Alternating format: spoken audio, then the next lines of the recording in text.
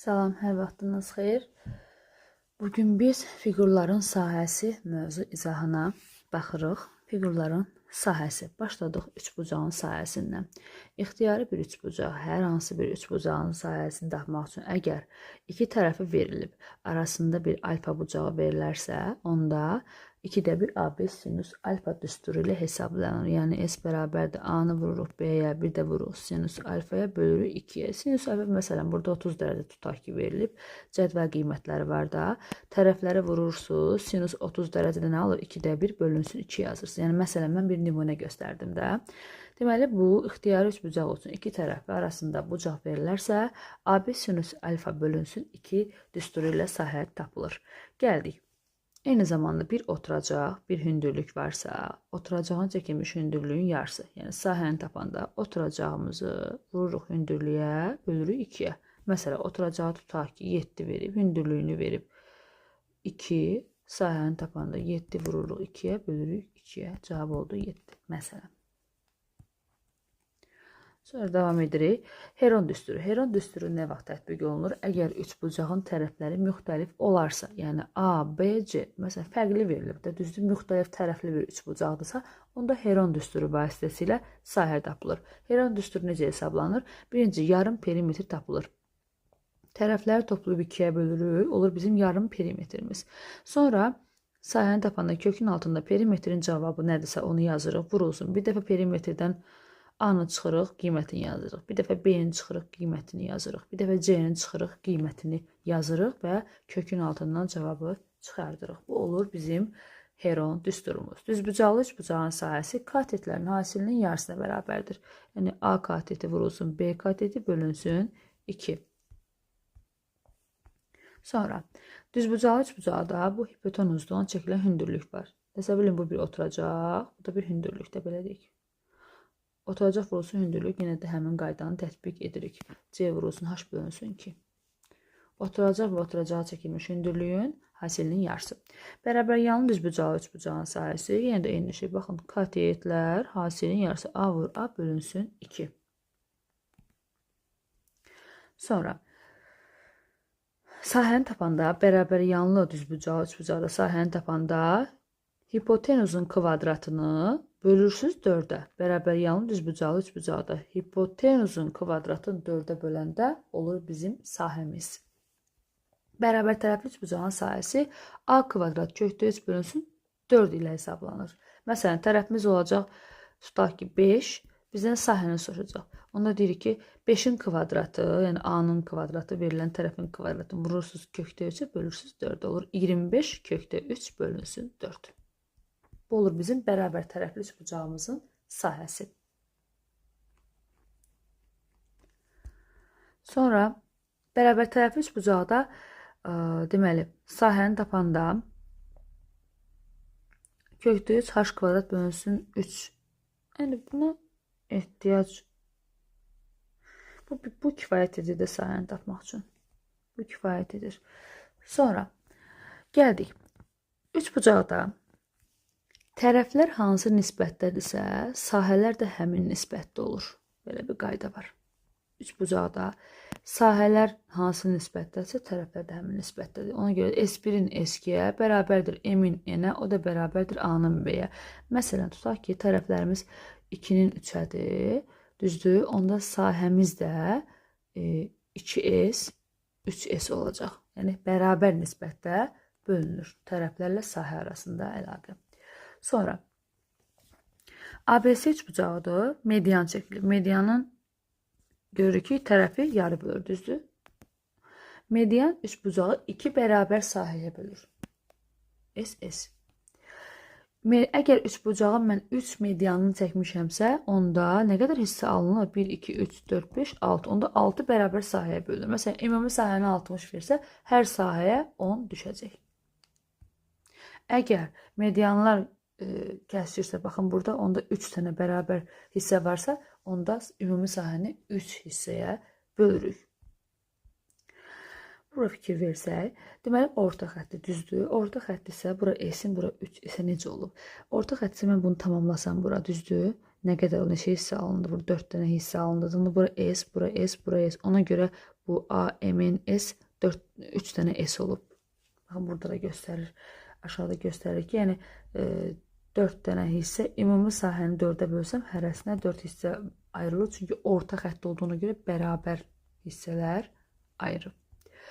Dördbucaqlının sahəsi ixtiyari bir dördbucaqlı hər hansı bir dördbucaqlının 2 dənə diaqonalı verilib. Bizdən sahəni soruşursa, sahə olur D1 vurulsun D2. Burada da alfa hansı verirsə nifi ilə şərh olunur, bölünsün 2. D1 və D2 sinüs alfa, neydi yazdım bura? S bərabərdir. D1 vurulsun D2 sinüs fi. Orada hansı bucaq verilirsə onu yazırıq, bölünsün 2-yə. Hesablanır. Yəni bu ixtiyari dördbucaqlı üçün. Baxın, rombda da diaqonallar veriləndə, sahə tapanda orada yazırıq D1 vurulsun D2 bölünsün 2. Niyə bucağı yazmırıq? Çünki sinüs 90 dərəcədə 1 alır axı. Arasında diaqonallar 90 dərəcədə bucaq altında kəsişir. Sinüs 90-da 1 aldığına görə hər dəfə sinüs 90 yazılmır da. Elə sinüs olmadan yazılır. Yəni D1 D2 bölünsün 2. Yəni ona görə yazılır ki, sinüs 90 dərəcədə 1 qiymətini alır. Yəni ixtiyari dördbucaqlı üçün D1, D2 sinüs fi, yəni arada verilən bucaq bölünsün 2 düsturu ilə sahə tapılır. Gəldik trapesiyanın sahəsinə. Trapesiyanın sahəsi orta xətti hündürlüyə vurur. Orta xətt nə ilə hesablanır? Oturacaqların cəminin yarısı. Mən trapesiyanın orta xəttini tapmaq istəyirəmsə, oturacaqlara böyük oturacağı A-dır, kiçik oturacağı B-dir. A ilə B-ni toplayıb yarı böləndə mən orta xətti tapmış oluram. Amma hündürlüyə vuraramsa, onda mən sahəni tapmış oluram. Paralelogramın sahəsini tapmaq üçün 2 dənə tərəfi və arasında bucaq verilib. Onda tərəflərin bir-birinə hasili vurulsun sinüs alfa hesablayırıq.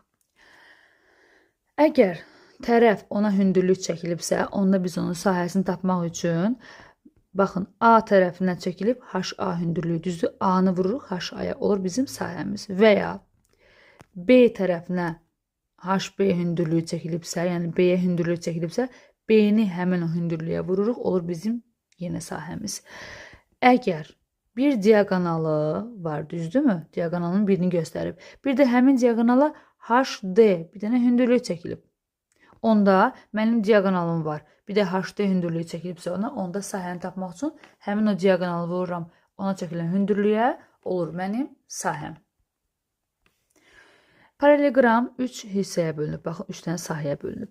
İndi mən ortadakı S1 sahəsini bu hissəni tapmaq üçün S2 ilə S3 cəmləyirəm. Yəni S2-nin yerində dayanan üçbucağın sahəsi ilə S3-ün yerində dayanan üçbucağın sahəsini cəmləməklə ortadakı S1-i tapmış oluram. Bir də S1-in sahəsini tapmaq üçün əgər mənim ümumi paralelogramın sahəsini veribsə, məndən S1-i soruşursa, onda ümumi paralelogramın sahəsini 2-yə bölməklə mən S1-i tapmış oluram. Bizə paralelogram bu şəkildə təqdim olunarsa, onda sahəni tapmaq üçün S1-in sahəsini tapmaq istəyirsənsə, onda ümumi paralelogramın sahəsini 8-də 3-ə vuracaqsan. Yəni, mən ümumi paralelogramın sahəsini 8-də 3-ə vurmaqla nəyi tapmış oluram? S1-i tapmış oluram. S1 də burada qeyd olunub. Rombun sahəsi. Rombun bütün tərəfləri bərabərdir. Aradakı bucaq verilibsə, onda tərəflərin bir-birinə hasilinin sinüs alfaya vururuq. Olur A kvadrat sinüs alfa. Rombun deməli digər sahəsinə baxsaq, tərəf ona hündürlük çəkilibsə, tərəfi hündürlüyə vururuq, eyni paralelogramda olduğu kimi. Diaqonallar verilib və aradakı 90 dərəcəli bucaq, romda bilirik ki, diaqonallar 90 dərəcəli bucaq altında kəsişir. Ona görə də sahə D1, D2 bölünsün 2-dir. Orada D1 vurulsun D2 sinüs 90 dərəcədir. Dediyimiz kimi bayaq qeyd eləmişdim. Bölünsün 2. Sinüs 91 olduğuna görə D1, D2 bölünsün 2 olaraq yazılır. Düzbucaqlının sahəsi uzunluğu n hasili olur. Düzbucaqlının diaqonalları bilirik ki, bir-birinə bərabərdir, düzdür. Ona görə də sahəni tapanda diaqonal vurulsun diaqonal, bir də sinüs aradakı bucaq fi bölünsün 2. O da olur D-ni D-yə vuranda D kvadrat sinus fi bölünsün 2. Düzbucaqlının diaqonalı verilib və ona bir hündürlük çəkilib. Onda mən sahəni tapmaq üçün diaqonalı vururam hündürlüyə, olur sahə. Kvadratın sahəsi. Kvadratın bilirik ki, bütün tərəfləri və bütün bucaqları bərabərdir. Düzgün dördbucaqlıdır. Sahəni tapanda A-nı A-ya vururuq. Yəni tərəfləri bir-birinə hasili. Gəldik. Düzbucaqlının da diaqonallarla olan sahəsi D vurulsun D bölünsün 2. Aradakı 90 dərəcə olduğuna görə sinus 90 dərəcədə belə yazaq da D vurulsun D sinus 90 dərəcə bölünsün 2. Sinus 90 dərəcə 1 olduğuna görə D kvadrat bölünsün 2 olur. İxtiyarı çox bucaqlı sahəsi. Bunlar sizə daha sərgəli olsun. Çoxbucaqlının sahəsinin ixtiyarı çoxbucaqlıdan söhbət gedir. Birinci, çoxbucaqlının daxilinə çevrə çəkilibsə, hər hansı bir çoxbucaqlıdır. Daxilinə çevrə çəkilib. Onda biz sahəni tapmaq üçün perimetri vururuq radiusa. Deyək ki, perimetrdə çoxbucaqlının yarım perimetridir. Yəni tapdığın perimetri 2-yə bölürsən, sonra həmin perimetri vurursan radiusa, olur sənin sahən. Bunu nə vaxt tətbiq edirik? Əgər ixtiyari bir çoxbucaqlı, hər hansı bir çoxbucaqlının daxilinə çevrə çəkilirsə, onda biz yarım perimetri vururuq radiusa. Sonra gəldik düzgün n bucaqlı, düzgün çoxbucaqlısa, düzgün dördbucaqlı, düzgün üçbucaqlı. Onda biz sahəni tapmaq üçün n tərəflərin sayıdır, A həmin o düzgün n bucaqlının tərəfidir, R də radiusudur. Və başlayırıq növbəti düzgün altıbucaqlı, bu da sonuncu 2 dənə hissə qalıb. Deməli, düzgün altıbucaqlı. Düzgün altıbucaqlı sahəsi belə də saxlayaq da. S bərabərdir. Burada 6 dənə bərabər tərəfli üçbucaq var. 6 dənə. Ona görə bərabər tərəfli üçbucağın sahəsinə nə ilə hesablanır? A kvadrat kökdə 3 böl 4-dür. Düzdür?